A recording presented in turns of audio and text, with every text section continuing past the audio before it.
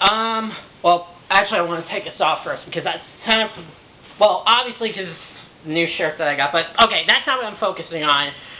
Because tonight's episode is gonna be kind of a tricky one because this next episode is a very divisive episode.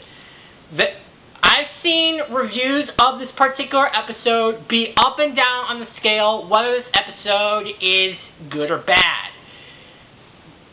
You got reviewers like the Voice of Reason who see this episode as very humorous and nice playful jab that has at the brony community.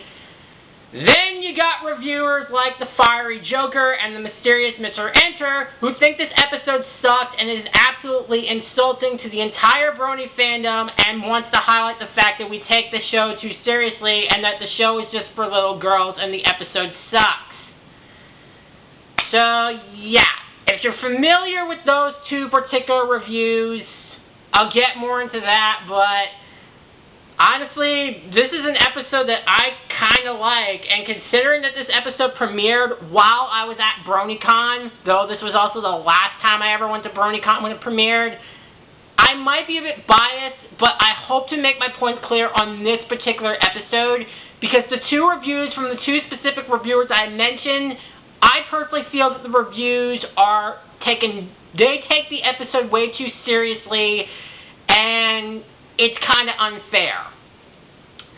But with all that said, let's review what is, quite honestly, I think probably not only the most controversial episode of Season 7, but I think it might be the most controversial episode, well, not really controversial, more divisive episode. This is Fame and Misfortunate. So this episode starts out in Ponyville where Twilight is just walking through minding her own business when she gets hit by treats when two young fillies are fighting with each other with treats.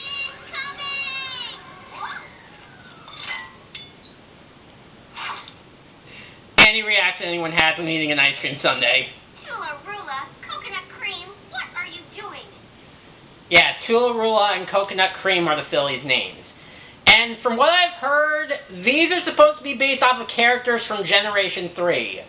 But, for me, I couldn't really tell that apart because I did not watch Generation 3 because I was more into Ninja Turtles, Transformers Unicron Trilogy, anything that was more geared towards boys. So I didn't have to watch Generation 3, except for one instance when I had to do a project on this show when I first got to Mitchell and I did a video project. I still have that PowerPoint somewhere. I hope it's still on this new laptop. But you get my point. So that was one of the Fiery Joker's complaints, that they brought two characters from Generation 3, a show that I never watched. Okay, well, that's basically like tiny prick compared to the other complaints, but I'll get to those when we get to those. So the two fillies continue to fight until Twilight recounts basically a lesson from the Return to Harmony two-parter about friendship and fighting. And the fillies seem to get the idea, but then this gives Twilight an idea to essentially find the old friendship journal back in the library, and after the theme song, she brings it up to the rest of the main six. Wait, looking a little, overripe. Oh, thanks. There's a smushed apple in Applejack's lesson. Why did she put apples in there like that? Fluttershy's lessons are so small, you can barely read them. I wanted to leave room for all of you. That's considered a Fluttershy as always. I don't even know what this is. It is called calligraphy, darling. If you're going to make words, at least make them fabulous. That's pretty much the explanation when you have to explain to somebody how to write in cursive. Because I remember having to practice on cursive in first grade. I hated it. Because the way that I write is just big and clear, but even when my mom writes in cursive, 9 times out of 10, I still don't know what the hell anything is saying written in cursive. So, basically, Rarity's entries is pretty much the equivalent of trying to teach someone to write in cursive. Though, I'm not really sure if they're still teaching people how to write in cursive anymore. But I was not the biggest fan of it at all. Impressive with your friendship lessons, Rainbow Dash. What can I say? When I learn something, I learn it hard. I found Pinky's page. Well, I am surprised. That wasn't the only surprise. So essentially, Starlight basically makes a duplicate copy of basically bringing apart the pages and making copies of the friendship journal. Nice. A perfect copy. I learned this spell years ago when I needed to make copies of a certain manifesto.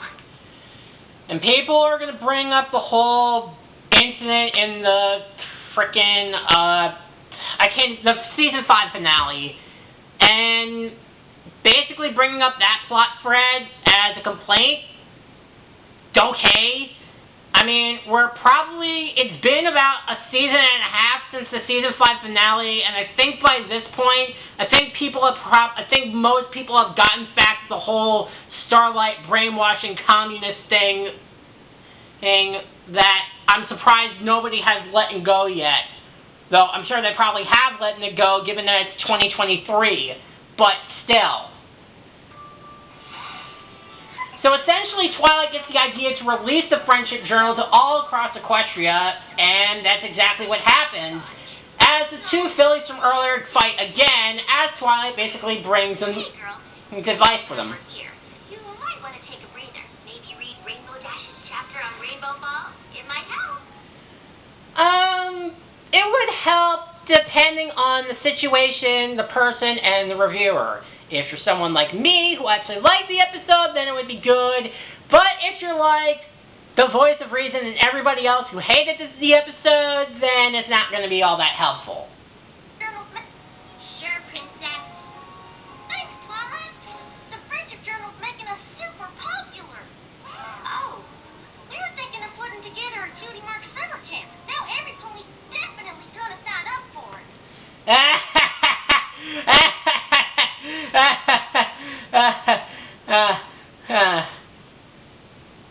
Trust me, I'm gonna get to that episode because it is in that season, and I have a lot of things to say about that particular episode. Because spoiler alert, I think it's the worst episode of season 7, and nobody else thinks it is. So when we get to that episode, I have a lot to say. This is gonna be awesome. So then we get this line from Twilight. No, this is supposed to be marketing.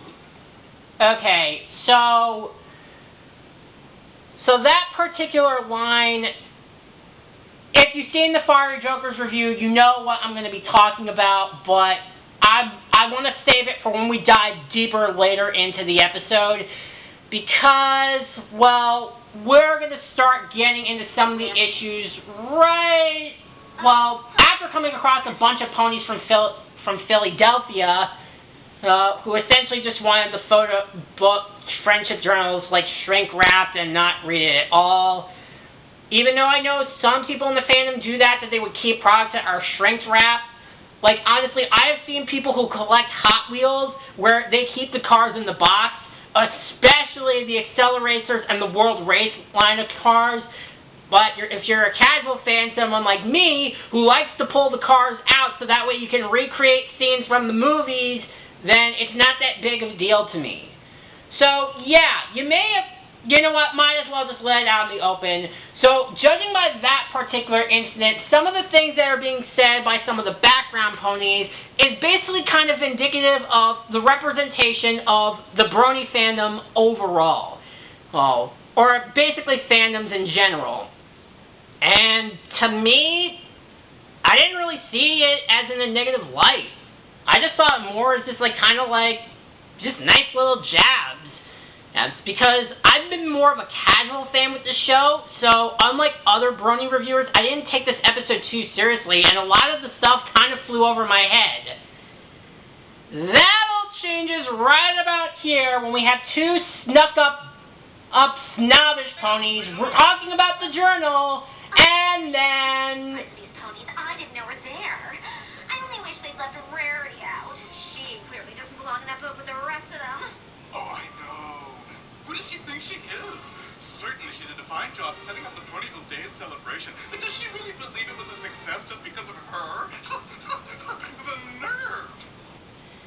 Yep.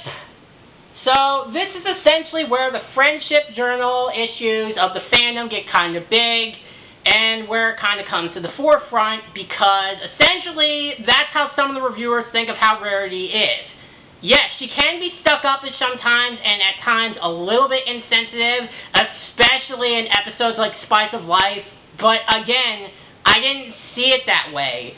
I didn't think of this episode as like a basically representation of the entire Brony community, because at the time when this episode aired, I was just about to get to my sophomore year in college, and even I didn't see it that way in this episode.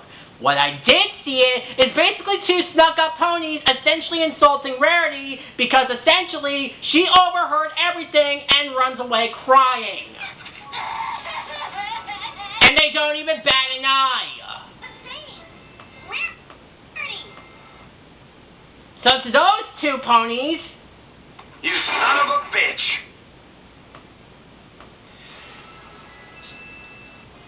Oh, poor Mary. She overheard all the mean things those ponies were saying. She must be devastated. I'm going after her. Go ahead. I'm going to have a chat with these two. I really like the nod that Twilight gives to Starlight as she goes to talk to them. And as far as how she talked to them, this is probably what that conversation had went. You are an unemployed, uneducated leech on society, and the only thing I would vote to give you is a handful of antidepressants so that no one else has to be subjected to your constant crying anymore.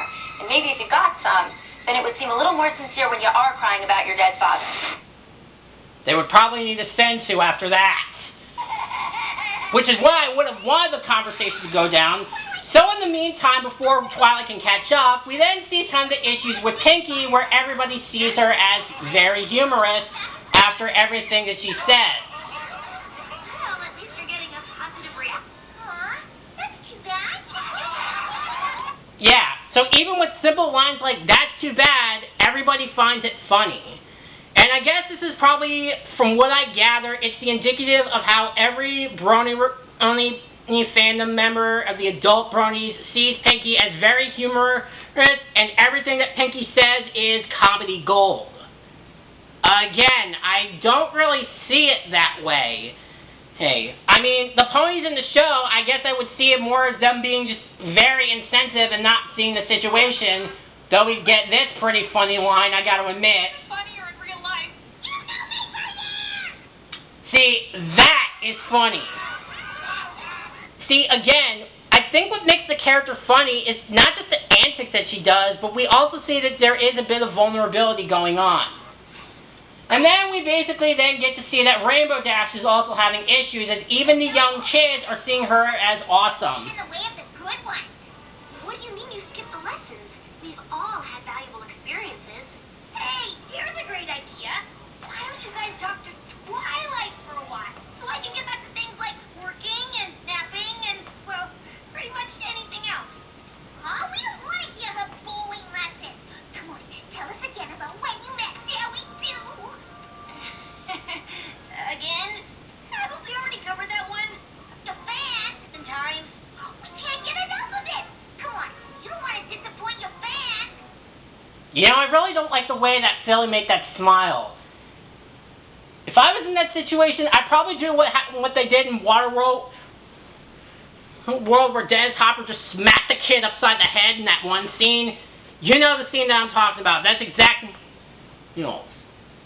So yeah, so even Rainbow Dash is having issues as she's having way too much young admirers. And then we get to Fluttershy. Now, everything else earlier in the episode, I didn't see the correlation of the episode addressing the entire Brony community as a whole with some of the complaints that, you know, the fandom has brought up. It then starts to come to the forefront when four ponies are essentially harassing Fluttershy.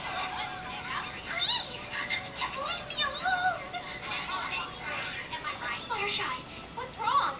We want answers! Yeah, we're entitled to know. What is it, every pony?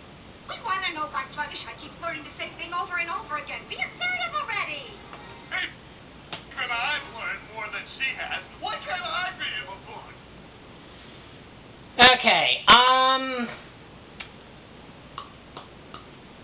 so there's a lot of things that I do have to say, because thanks to reviewers like the Fiery Joker, Fluttershy has been given a bad rap lately. I am one of those people that is not that, because I was exactly like Fluttershy basically growing up. Even to this day, I'm still having these issues. But those lines that one of the ponies says that Fluttershy keeps learning the lessons over and over again, that's one of the complaints that the fandom has had. And even I will admit, I do see kind of a trend. Even though it personally doesn't really bother me, this is one of those complaints that the fandom has brought up. But it never came off as insulting or downgrading, or honestly, I don't even know what the complaints were that either the mysterious Mr. Enter or the Fiery Joker brought up in their reviews. And I know that this my own reviews a diatribe into dissecting their reviews when I'm trying to cover the episode on my own terms. But the complaints that they brought up around these points, they, number one, don't make any sense to me, and number two, it comes off to them as taking the show incredibly serious. And even Starlight feels the same way. What? Really? Are you attacking my friend because you want to be in a book? I should also give another plus to this episode. They make Starlight incredibly likable in this episode, and it kind of makes me wonder if everybody now has gotten past her whole ordeal, since again, she basically comes off incredibly likable as she's sticking up for her friend, as we then see Fluttershy stick up for herself. I am more serious. Oh yes, you know I'll get this. Can you honestly say that you could learn something one time and completely change who you are? Nice reality slap to the face. And that is natural for anybody to try to stick up for themselves, and that's the kind of growth that I'm seeing right now. So, but they don't feel satisfied. Very different from the Fluttershy in the book. I don't know how I feel about that. Alright, so this is essentially what I gather is not only just the complaints of the fandom of how they brought up how Fluttershy learns the same lessons over and over again, but when they do finally address it, the fandom doesn't know how to take it well, where they complain about one thing, and when Hasbro tries to fix it, they don't feel satisfied at all. Now, I'm speaking from personal experience, is I never saw this as an insulting manner. So, but trust me, I have a lot more to say because we're now about only halfway through the episode, and I have a lot more to say about some of the other complaints that were brought up about this episode, but let's keep going. So anyways, Twilight and Starlight then catch up with Rarity, who is having a bit of a meltdown. For what? I don't know. I'm stressed going. And apparently, just like the Fiery Joker pointed out in his review, stress sewing is actually a thing. And since it's a thing, I'm probably wondering if anybody that was on Project Runway has stress sewing, now that I think about it. Stress sewing? When I overheard those two at the cafe, I suddenly understood why I've been getting cancellations for days. What? Why are ponies canceling their orders? Because no pony likes me anymore. They're boycotting me.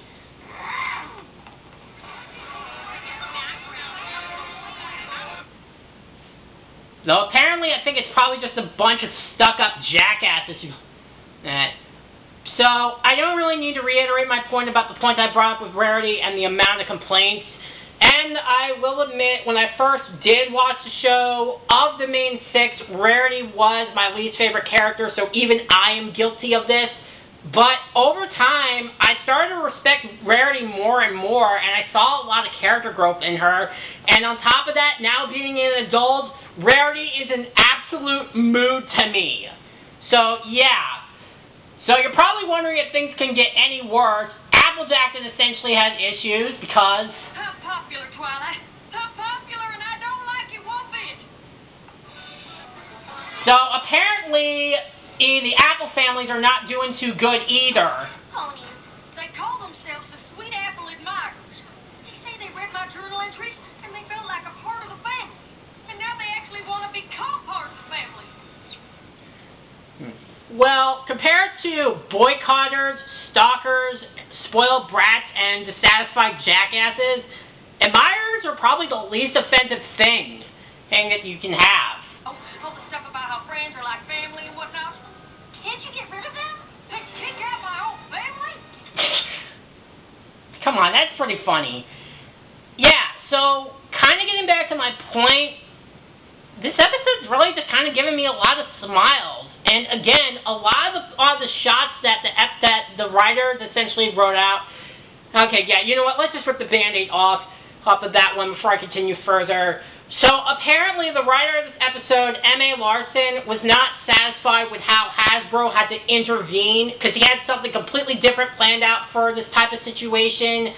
I wasn't at the panel when he was talking about it, but essentially Hasbro had to intervene and had to force M.A. Larson to change the episode to what you see here.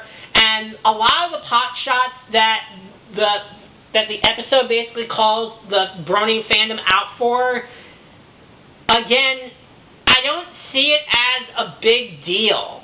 But I'll get more into that. Because things don't get any better as basically Twilight is... She's doing better, and... Oh boy, window staring, huh?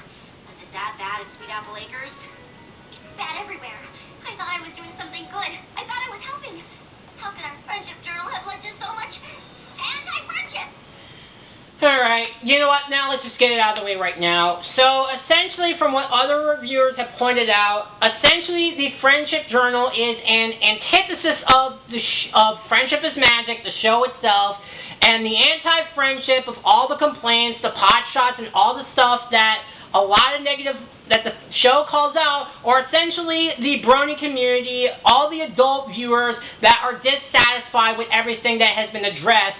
Hence the way some of the questionable things that were written out as it was, and why M.A. Larson was not really satisfied with what Hasbro to intervene, as it would seem like it was just a nasty, according to other reviewers, it was just a nasty shot to the entire Brony fandom. Okay, but I just don't see how it has to do with me, because I just watch the show as like just a casual viewer. I mean, yes, I review the episodes as part of a review show, but not a big budget like every other Brony reviewer back in the day, though it's probably been half a decade, but the point still stands. So, essentially, the complaints from people like the Fiery Joker and the Mysterious Mr. Enter that say, oh, apparently the episode is bad because all the ponies that brought up legitimate arguments that were brought up by the fandoms, and the Friendship Journal being an antithesis for the show, the episode automatically sucks and that it's insulting and all this. Okay, so then I just have to ask... So fucking what? Yeah. Who cares? Like, honestly, if you're someone like me who is more of a casual watcher and you don't stick to it really too seriously, though even I will admit I do take some episodes more seriously than others, that's because I expect the show to do better. And I would expect these... Well, I'm not basically this obsessive fan that collects almost every collectible in existence. Alright, so I have a lot more complaints and a lot more frustration for other aspects of this episode besides the content in the episode itself. So let's get back into it. As essentially, the raving fans are essentially like the paparazzi as the rest of the main six arrive at Twilight's castle, as essentially they're kind of basically over everything at this point. Cleaning and family to do? I ain't got time for anything else. Three bullies are laughing every time you talk. Well, even I want to be funny all the time. I'm telling you, my days of hilariosiness are over. You think you've got problems? I know I'm awesome, but I can't even go to the bathroom without some pony trying to tell me how cool I am. You know, I'm not going to touch that. Rarity, what are you wearing? My emotions done. Stress couture.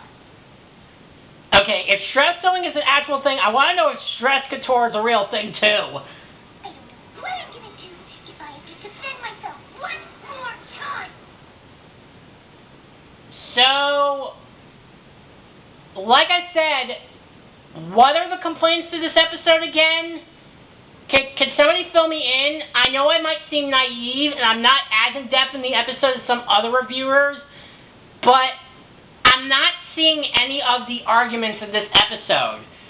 So essentially, Starlight basically goes off to get a couple of ponies. Hold on. Releasing the journal was my idea, and it backfired in ways I could never have imagined. It's not your fault. It's every pony else's.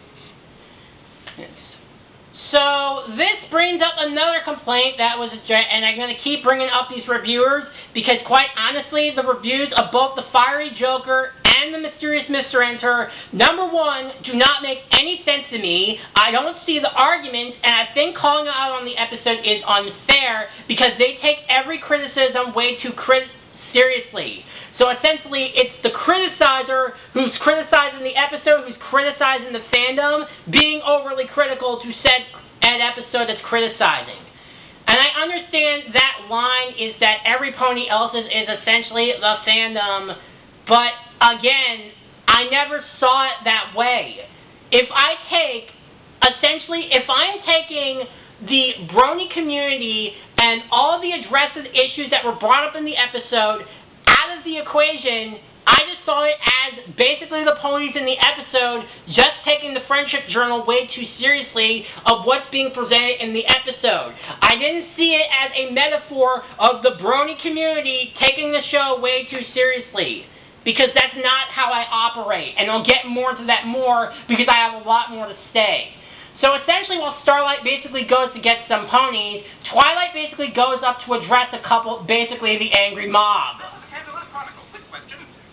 Ponies who wonder why you moved to Ponyville in the first place. Well, if you read the journal from start to finish, then you should know by now. I moved here to learn about friendship. That's why the journal even exists.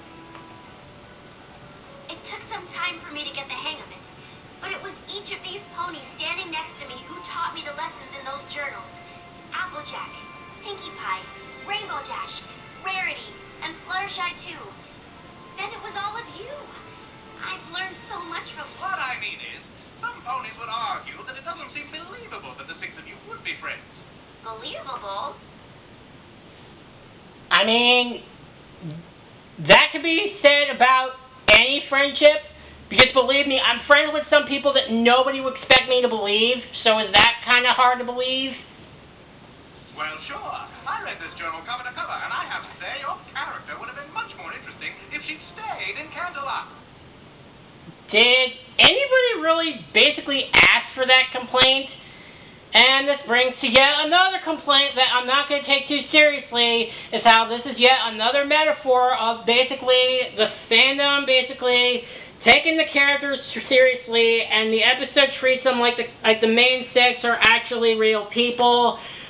Honestly, I really could care less about these complaints, because the complaints that other reviewers have made to this episode are more frustrating than the ponies in this episode actually are. My characters? We are real ponies. This journal is a record of things that actually happened to us. We make mistakes, and we learn from them. What about Rarity? Were we really supposed to believe she learned anything she wrote in there? Yes, I would believe that, because you guys have your heads so firmly planted up your ass. And you know what? To you specifically, Mr. Snootish Jackass Pony. Oh my God, Jesse! You are so full of yourself you can't even see it. I'm done with you. I'm sick of you, and you get on my nerves. Yeah. That's why you want to be Team Dash. She's the only one who didn't really need to learn anything because she was already so cool. I forgot to make this joke earlier in the Rainbow Dash segment, and considering that this is the exact same pony that essentially blackmailed Dash in that scene, especially in front of Twilight, don't make her go Matilda on your ass! Twilight was better before she got wings. Yeah, this was the point in the episode where I did start to connect the dots of how this was the whole diatribe of the other ponies being the fandom and all that stuff. Because believe me, I was like that too, way back when I reviewed oh my god, I don't even remember the episodes, because basically the 10th episode of season 1 with the Parasprites. Alright, that was when I started to connect the dots. Everything else before that point, I didn't see it that way. Okay. So essentially, this is It's hard to relate. I mean, come on. spoilers too, bitch! Because you know how I am, and I made a dress during the Fluttershy segment, so, up yours too! So then this is essentially leads into our next song of the episode, which I wish I can remember. And unfortunately, I have to mute this part yet again because I've already made that huge diatribe in the last review as to why I can't even play the song. But essentially, this leads into our next song, We're Not Flawless. And essentially, it's a really good song, as essentially it addresses basically how the characters aren't perfect and everybody has their flaws. And I understand the Fiery Joker's complaint that there is kind of a misconception of who the intended audience for this episode is. Because if you're someone like the Fiery Joker, the Mysterious Mr. Enters, who are passionate about the show, you might take this episode way too seriously and not see the moral for what it is. If you say that it's for the kids, then yeah, it's a kid's show. But what I don't understand is that you're saying that only kids are allowed to watch this episode,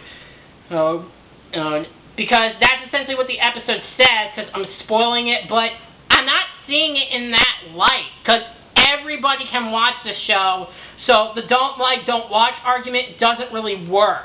And even more so, it basically kind of addresses the point that basically the moral in the story's all over the map, where it's not really sure who its intended target is. But again, if you're someone like me who doesn't take it all that too seriously when I'm not doing a review show, then it's just kind of like, what exactly are you smoking? But then again, from what I heard from the cartoon hero, the Fiery Joker did defend the actions of a pedophile, so I guess I don't need to take it too seriously. But again, it feels like that the way this episode's being reviewed is that it's being heavily criticized when it doesn't need to be. Because my thing with this episode is that when I was at BronyCon and when it premiered, I had a blast, and it made me want to enjoy BronyCon even more. Like, honestly, I still have a hard time watching Stranger Than Fanfiction, no matter how many times people say how good the episode is, but it is a slog to get through for me, because I found it more insulting. Whereas this episode addresses the problems, and I'm honestly more in line to agree with the voice of reason, where a lot of the pot shots that the episode addresses, I thought they were more of, like, nice, playful jabs. Like, playful jabs at the episode that we can laugh at. Not something that we can take seriously all the damn time. And that's what's frustrating about some of these reviewers who don't see it that way. So essentially, after this big siege, basically the mob doesn't really listen, as the main six go back inside because essentially they're being unreasonable. Ponies who have something I think you should hear. We just wanted to say thank you to all of you. Yeah, our friendship? Well, we were having trouble until we read your journal. It showed us that friends can go through all sorts of tough times and come through stronger than before. It's made us better friends than we've ever been. Yeah, so... Really? Mm-hmm. Oh, I can't tell you how much it means to hear that. Thank you for telling us. We've had a tough couple of days, but knowing we've helped Billies like you, It makes everything we've been through worth it. absolutely. Fads come and go. Friendship is forever. Alright, so essentially, I'm going to keep hammering this home because, again, the reviews of this episode are more frustrating than some of the things that happen in the episode itself. But essentially, according to another negative of this episode, is that apparently those last couple lines, only the kids are allowed to enjoy the show, while the young adults in the fandom who take it too seriously just don't seem to get it. You know, the Fiery Joker made this comment about how, since basically the Friendship Journal was an amalgamation for the show, and the line that Twilight said of how the Friendship Journal was not for marketing, and obviously that was a call out to Hasbro saying that they were marketing the show. That's really a complaint. Let's be honest. Kid shows have been advertising toys since the 80s. far as that complaint of the Fiery Joker to call out Hasbro to basically use a clip from Linkara's Holy Terror review where Hasbro had their basically head shoved up their ass for saying that we shouldn't advertise the show. Basically in the episode, have the Friendship Journal not used for marketing when they have been advertising toys. Like I said, they've been doing that since the 80s, and it was not just with My Little Pony. They did that with Barbie, Transformers, G.I. Joe. Hell, they even made a cartoon on the freaking Rubik's Cube. This is why I have a hard time agreeing with other reviewers where I have opposite opinions. Yes, it essentially is that we all have different opinions. We all think about one episode or another in a different light. As I said, I still think Rainbow Falls is an underrated episode. Everybody else thinks it's the worst episode. I dislike Stranger Than Fanfiction and Magic Duels. Other episodes feel great. Hey, and when I see reviewers who basically judge the episode in an incredibly negative light, it just frustrates me. If you don't like the episode, fine, I have no problem with it. If you have legitimate, reasonable arguments that make sense to me to explain why you don't like the episode, that's perfect. But again, it's gotta be arguments that make sense. And because I'm going to use your logic, Fiery Joker, I don't care if you're watching this or the mysterious Mr. Enter by extension. I don't care if you see my review or not. But with these extra judgmental critiques on this episode that make no sense to me, and I cannot believe I'm using a clip from Ruby in a long time, especially from a volume I have not watched, because I have pretty much dropped out of the show, not because I disliked it, but because I don't have the time. If you could tell something to both the mysterious Mr. Enter and the Fiery Joker if they care to watch this. You think you're entitled to everything just because you suffered when suffering isn't enough. Can't just be strong, you have to be smart. Can't just be deserving, you have to be worthy. But all you have ever been is a bloody migraine. So yes, that is why I have a hard time agreeing with these reviews on this particular episode. And back to the episode itself. The episode ends with a group hug, and basically Twilight says not to ruin the friendship moment. And that was Fame and Misfortunate.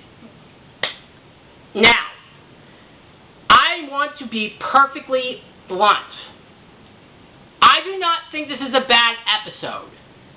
Yes, this episode has its problems. And I can see some of the arguments about the call-outs of the fandom being taken too literally, and yes, I can understand why M.A. Larson himself did not like how the episode was written out and how the way that it was written. But I still like the episode. I wouldn't say it's one of my favorites, but the episode was fine. Honestly, this episode is a lot like the 2016 Ghostbusters remake. And honestly, I think the Nostalgia Critic fits this point perfectly about this episode. Is that I think the episode is good. And yeah, you can do that. You can still believe in equal rights and think this movie sucks. You can still love the original and think this one is great. Oh God, you can have such a variety of different thoughts that you might actually be considered a unique human being. So yeah. I just don't know what else to say. Now yes, I do understand this episode does have some problems. I will admit that basically the meta humor is mostly hit or miss. If you take it way too seriously, like the mysterious Mr. Enter or the Fiery Joker, and I'm going to keep hammering it home, you're gonna end up hating this episode and think that the episode is insulting you, the adult viewer, and that the show is only intended for kids when it's much more than that. But if you see it as more like playful, light jabs like the voice of reason, I think you can find it very humorous. And I think that's what I liked about this episode more than Stranger Than Fanfiction, because I got a lot of the complaints that were brought out. Even though the ponies in said episode can be frustrating to watch, especially of what the main six is going through. And I think that's the best way to describe this episode. If you take the meta humor and not take it too seriously and take it out of the equation, I think it is a very good episode. Okay, well, not good, because like I said, there are some problems holding it back. And I will admit, I think the episode is more geared towards for the adults than it is for the kids. The story can be a little bit all over the map at points. But the episode was very humorous. There was a lot of great expressive animation points. And there really wasn't anything that made me angry. Really, the only thing that made me angry was the fact of how other reviewers who take the episode way too seriously and heavily criticize the episode with complaints that don't make any sense to my brain. And that's how I feel about this episode, and I think that's how So yeah, I'm with the voice of reason on this episode. I really like the episode. So I'm with the voice of reason on this one.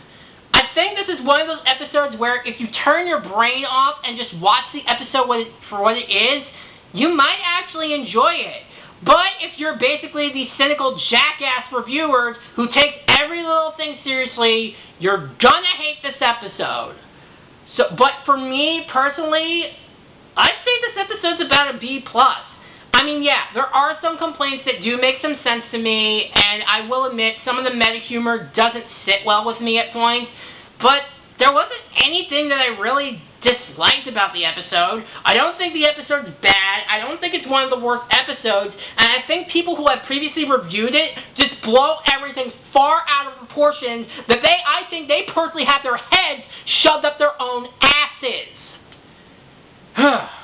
So yeah, I feel like that my winded rant is essentially more about the two specific famous reviewers who reviewed this episode before me, more than actually the episode itself, but I'm just trying to bring a different point of view from a casual watcher who, when the episode came out and was at BronyCon for his final time, really enjoyed the episode, got the meta humor, and did make me laugh.